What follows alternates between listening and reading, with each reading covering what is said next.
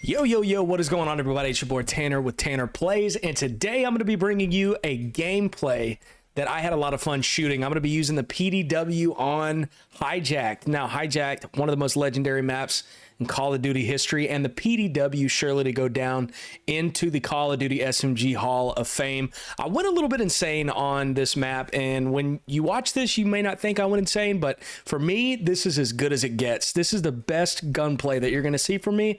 My gunning was on pretty decently. The game wasn't messing up or having any kind of weird lags or anything. My trigger was actually pulling. My shots were actually going where I wanted them to go. So I'm actually kind of proud of this gameplay.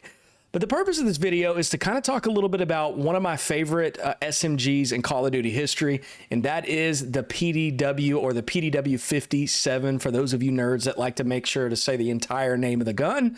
The PDW was absolutely a cheat. It was a hack. I don't know if you guys remember back in the day when the PDW, after the first couple of patches, the PDW got an update and it was broken, and it still is broken right now. This is me using it in 2026, and it is still ripping cheeks. Right here, you can see that I'm kind of snaking the head glitch a little bit, because what I was trying to do, if I'm just being honest with you guys, is I was trying to go nuclear. It doesn't happen in this video, but I'm sure one of these days I'm going to upload a video where we go nuclear. Now, before I go any further, I had somebody in the video ask me, the last video asked me what I was snacking on, what was my gamer sups. And I'm eating these dill pickle spits sunflower seeds that I got from the gas station. Best sunflower seeds, by the way. And then I'm, of course, drinking the serum, the goated gamer serum Mountain Dew Code Red. Still haven't got my hands on any red Doritos, but that's coming soon. But yeah, the PDW was ridiculous. It was broken. It started broken, stayed broken, and remains broken in 2026. And I just kind of want to talk about a little bit of what made the PDW such a good freaking gun. And the first thing, the defining feature of the PDW that kind of separates it from the rest of the SMGs in the Call of Duty Black Ops 2 series is the 50-round mag. It had a massive magazine on it, okay? And I think it's 50 shots stock, and then if you got the extended mag, it was like 65 or something like that, making it like the spray and prayer's dream. Okay, if you were like an extremely aggressive rushing type player, you were definitely running the PDW, or you're running the Scorpion if you were a psychopath. But most people with a brain was running this PDW, and the reason is because it just had such a large magazine. You know, like how LMGs are notorious for having like 75 bullets in it or something. I want you to think about the SMG class like an SMG gun having the magazine of an LMG. It just had so many freaking bullets in it. Unlike a lot of the other SMGs, like if you miss shots, you got penalized for it big time. Like if you were using the MSMC, which was another great SMG, it was a good gun, but you didn't have quite as many chances or quite as many opportunities to get kills as you did with the PDW. So the PDW was the least penalizing SMG in Black Ops 2. As you guys can see, I'm going absolutely nuts with this Dragonfire. I still don't understand how I don't remember this kill streak being like as broken as it was. But yeah, the huge magazine on the PDW is kind of what set it apart in the beginning. One of the things that I was a little bit nervous about is, and maybe I'm not remembering perfectly, if somebody can correct me in the comments, but the PDW was never not broken. I think they nerfed it once, but I don't think they ever gave it another buff. So like this is the nerfed version of the gun that you're watching right now. And imagine I am a very average Call of Duty, player. So imagine somebody that's actually good at the game using this gun. It's just absolutely ridiculous.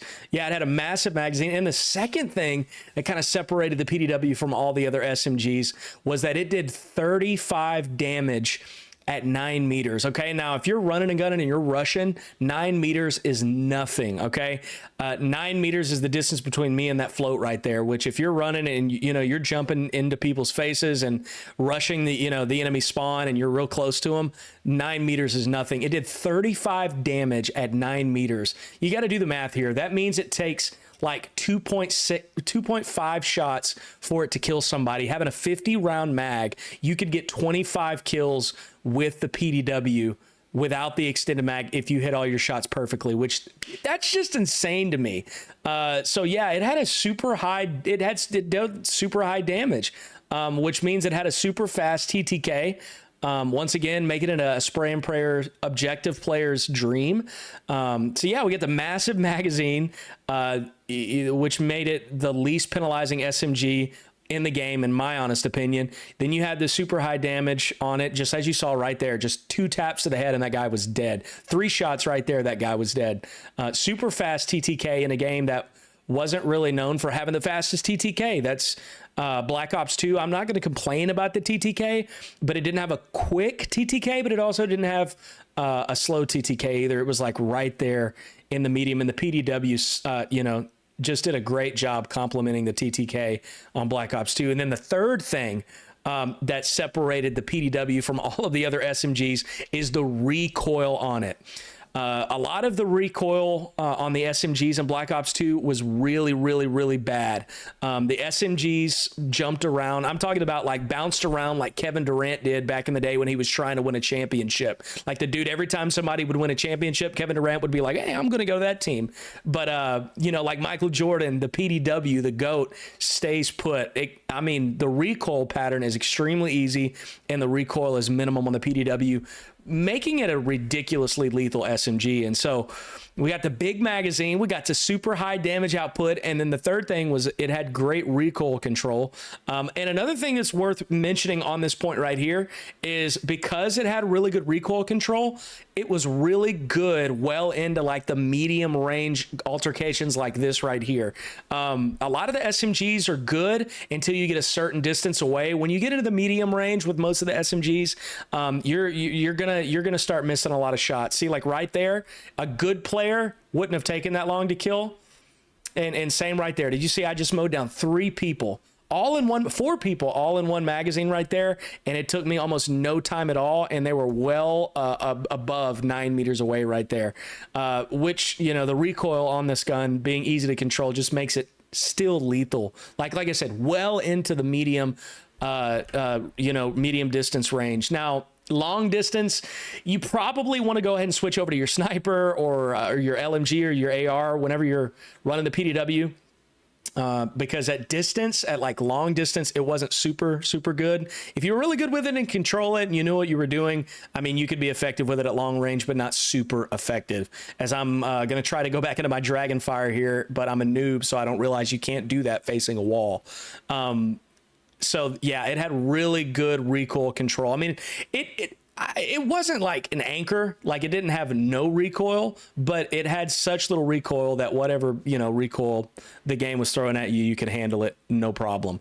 And then the last thing that I really think makes the PDW insane is the fact that you didn't really need to run a whole bunch of attachments with it. That Black Ops 2 introduced to us, I think they introduced to us, I might be misspeaking here. Someone will let me know in the comments, but I believe that Black Ops 2 introduced the create a class token system, meaning you could have 10 slots for your loadouts or for your classes. So that's perks, weapons, attachments, lethals, tacticals, all that kind of stuff. You had 10 tokens that you could spend. And what made the PDW so valuable is that it really didn't need any attachments. So you were able to take those class spots and those created class tokens and use them more on your perks, your lethals, attachments for another gun, whatever it is that you wanted to utilize those created class tokens on. The PDW wasn't like an inventory saver. If I just had to explain in simple words what I'm talking about. So like if you were going to put an attachment on it though, you would put like quick draw, maybe fast hands on it. I know a lot of people like to run the suppressor, but the suppressor really kind of buffs the damage a little bit. And unless you're playing like search and destroy or something, there's like no reason to put on a suppressor, in my opinion. I know that there's a lot of people that are like, no, suppressors until we die, which won't be long, because if you have a suppressor on your gun is going to suck significantly more than it did if you didn't have one on there. But that's the thing about the PDW is you did not have to run attachments on it. Now, granted, if you had this, if you had the space, you wanted to throw the quick draw or, the foregrip on it, but you didn't have to. Because as you can see right now, I'm not running a side. I'm not running anything on the barrel. I believe that all I'm running is quick draw. And if I'm not mistaking, fast hands. I don't remember exactly what this class setup is looking like, but If I wanted to, I could, you know, have all 3 perks, have a couple of lethals and a tactical. That's why the PDW was so great, in my honest opinion. Also, it was just a really, really easy gun to use once you learned how to use it.